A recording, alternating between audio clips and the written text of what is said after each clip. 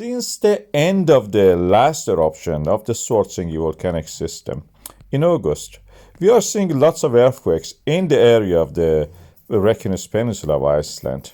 Many of them are concentrated around this lake, which we call Krýsuvík, and that is forming along a series of the transform and extension faults that divide the boundary between the Eurasia and North America. The pulling apart of the land in this area create this extension and transferring the movement through those transform faults, the top parts at a shallower angle.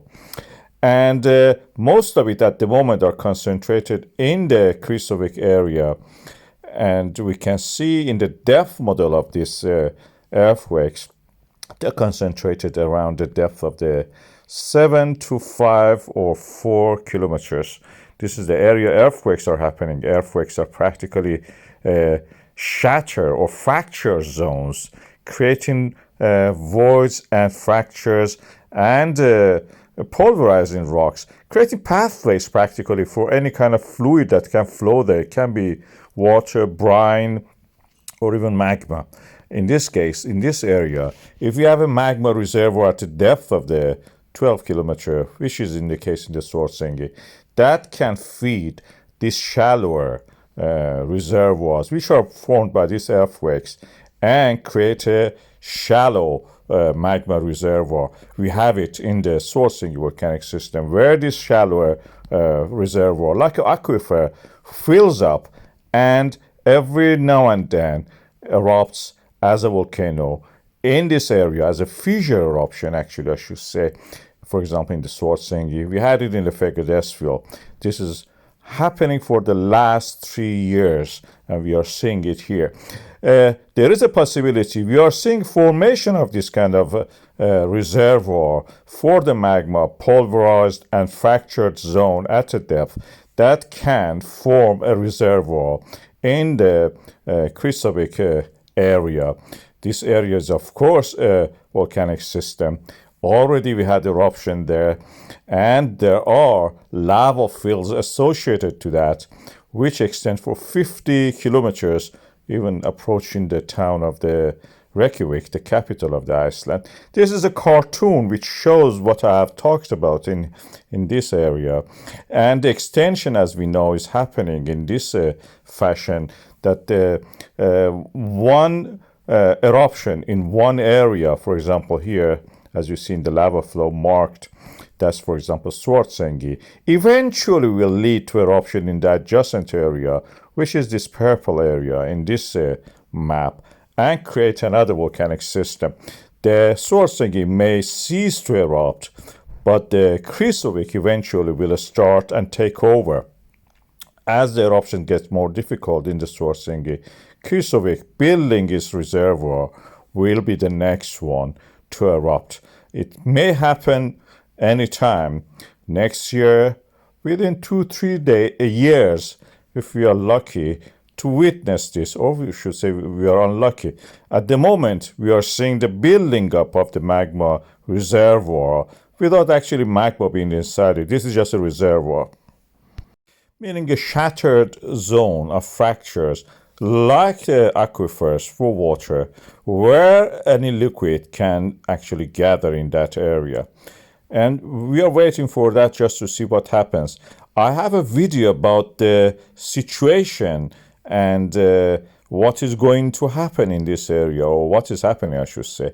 Please watch that also, which complements what I've said here. We have a series of earthquakes, about 17 of them, concentrated in a small area in the Reykjanes Peninsula of Iceland, around the lake Krýsuvík. And as you can see here, the timing was interesting just a few minutes ago, and the concentration of them in a certain time. And that was it. When we look at the data closely, we see the depth of them is interesting. I have marked them here. You can see the depth of the 5 to 7 kilometers, and the magnitude is written here. They're quite small, and when we plot them on a chart in 3 dimensions, you can see that they are restricted to a depth of the 7 to 5 kilometers, magnitude relatively bigger compared to what we have in this area, and in that area we don't have any earthquakes at the moment that is as big as that, although we have the Swartzengi swarm rising gradually in the middle. You can see that, and the location of them indicates these are related to the Krýsuvík volcanic system, a nasty big volcanic system.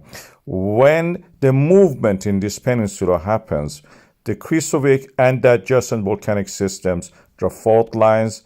They have to accommodate this. Through the transform faults, as you see here, and this is the jagged line of the transform fault and the normal faults. Transform faults are those ones in the black. I've marked them, the movements of them in the Eurasia and the North America. Eurasia is toward the right. When they pull apart like that, the earthquake happens. And this is the exact definition of this kind of, rupture. When such a thing happens deep in the earth, these blocks of the rock, these slivers of the rock, down to the mantle of the earth, softened at the depth, of course, create these sudden jerky movements. We know they are not related to the magma movement, because when we look at the GPS data for this area, this is Krýsuvík data, you cannot see any change in the GPS data due to the accumulation and rising of the ground due to the accumulation of the magma. Adjacent station also doesn't show anything like that. These are the definition of the word tectonic, and this is what we see here. Sudden, jerky movement which creates rupture and breaking apart of the earth crust. That is tectonic. This is the definition of the rupture, breaking or bursting suddenly. And this is the AI image created when you describe it. Such a thing, something like that. Of course, at the depth, no gap between them. But that is a tectonic rupture of the Krýsuvík to accommodate the movement for the peninsula.